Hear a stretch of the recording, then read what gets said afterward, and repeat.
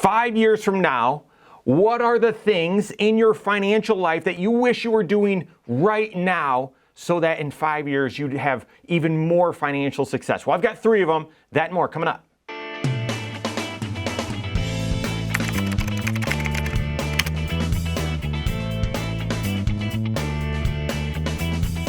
My name is Mike Bernard. I'm the host of the Wise Money Show. I'm also one of the certified financial planners right here at Korhorn Financial Group. Make sure you hit that subscribe button, turn on notifications, and smash that thumbs up button. All right, I love my iPhone, okay? And I don't know how we ever live without these things. And so, all right, number one, that comment makes me a little weird. But number 2, I don't know if you have your phone set up this way. I didn't intentionally do it. It just is sort of factory settings where for probably the past few years, I have these widgets now. And so I can scroll through my iPhone and there will be a widget. There's a section of one of the screens, the first screen, that has items scrolling, right? So either the weather or my calendar events or sometimes pictures. And yesterday, I just happened to be looking at my phone and a picture was displayed right there in that widget of me with the kids 5 years ago. And I don't know, guys, maybe it's because I'm in my 40s, officially middle age, but it just does feel like time is flying by.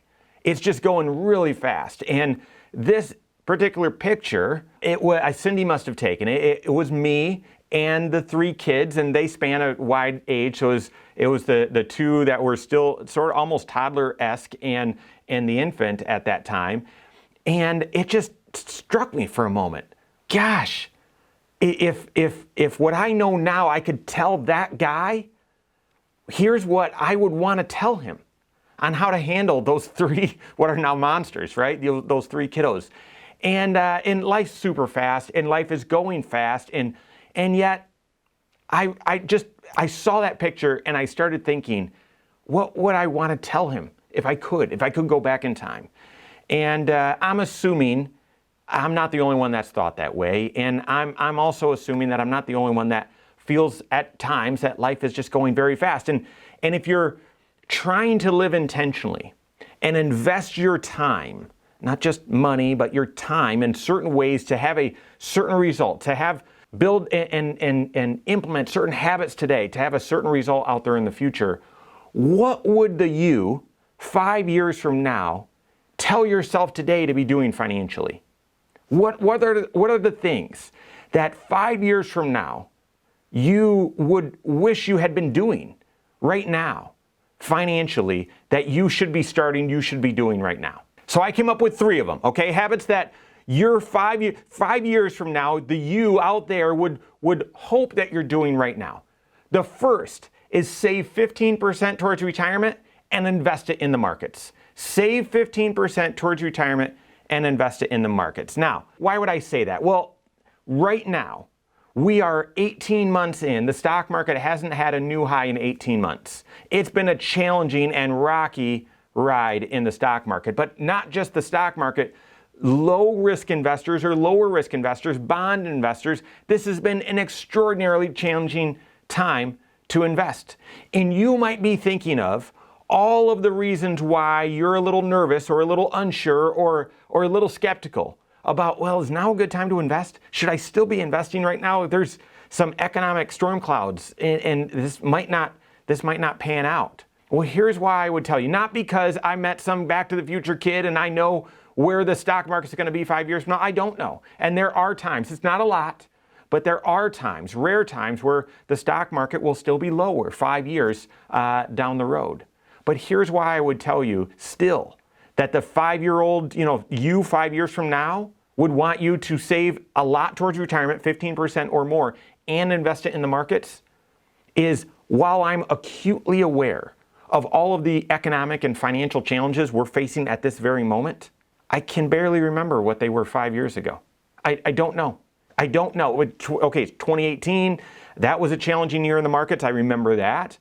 I remember that things were really on their way up until the 4th quarter, and then it went straight down. I do also remember in 2018, that was the worst Christmas Eve in stock market history, I believe. It was just awful. But I'm having a hard time knowing all the reasons why. And therefore, and yet I know, and we don't know where the stock market goes from here, but I know today the market is higher than it was 5 years ago, and there were some incredible buying opportunities over the past 5 years. And so, yeah, I think without knowing what's going to happen over the next 5 years in the markets, I think 5 years from now, I would safely have told myself today, don't worry about these short-term risks and fears. Invest aggressively towards your financial future and invest in the markets. Because even if we are in one of those rare times where 5 years from now the markets are going to be lower than they are right now, then like I said a moment ago, you would have captured some fantastic buying opportunities if you stayed disciplined and invested on a regular basis, that 15% or whatever it is, all along the way. That even if the stock market is about at the same level 5 years from now or even a little bit lower, your savings on an ongoing basis would have been able to buy at some pretty low and fantastic levels. Looking back 5 years, what would have been the best time to invest? Well, exactly 5 years ago. What would have been the second best time? Maybe in March of 2020 when the entire economy was shut down, right? So at the absolute worst time, the last time you wanted to invest, looking back over the past 5 years, yeah, that probably been, the second best time to invest. While I don't know the future, I'm pretty sure that 5 years from now, that you would be hoping and wishing and begging you to be saving whatever the right amount is for your financial future, 15%, and is saving it, investing it into the markets. Second thing that I believe yourself 5 years from now would want you to do today, and that is pay down debt and build up cash. Pay down debt and build up cash. Here's the thing. There's always life reasons, excuses to do the opposite of each of those. I can't pay down that debt right now. I don't have the funds, or dollars need to go this way, or whatever. And I don't need to keep that money in savings. I've got this thing that we need to do, or that requires significant discipline, significant financial discipline to pay down debt that you currently have and build up cash. Here's why I'm saying that to you right now. We are on the precipice of having overall credit card balances exceed $1 trillion for the first time in history. They are at a record level.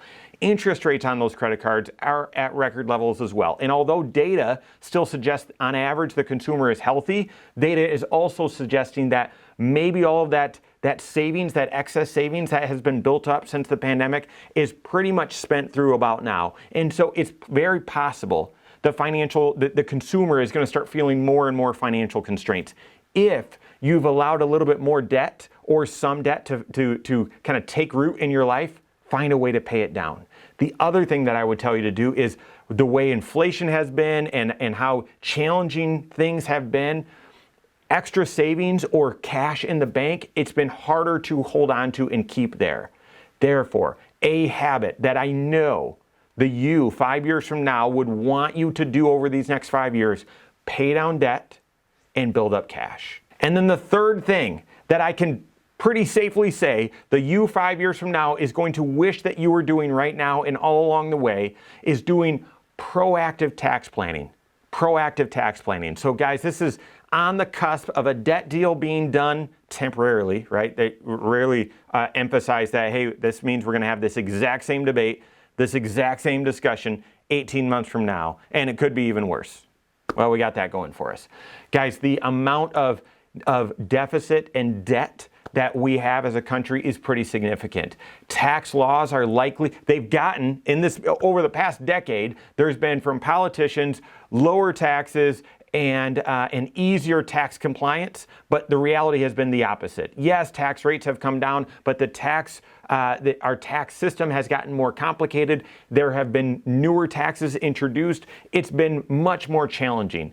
I would expect, and call me old-fashioned, just assume that the trend just continues. I would expect that continues as well.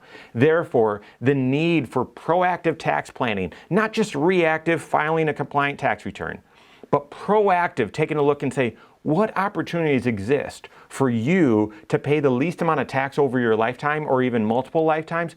Understanding, knowing what those strategies, what those opportunities are, and then determining by looking at all 6 areas of your financial life, which of those strategies are a must, you have to go after, and which of those you can temporarily say no to or not now to.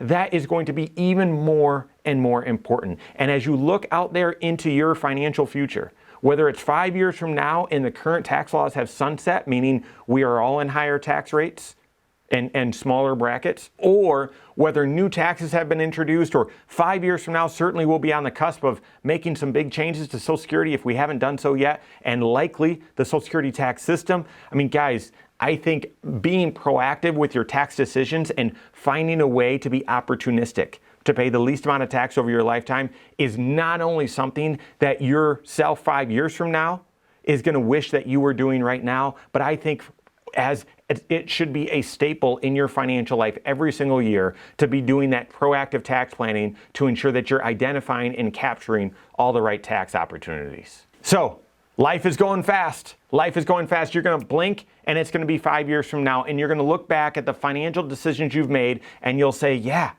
I'm on the right trajectory. Or you'll look back and say, if only I would have started earlier. The most common phrase heard in our office from new clients, said in our office from new clients, is, I wish I'd have gotten started years ago. So get started now.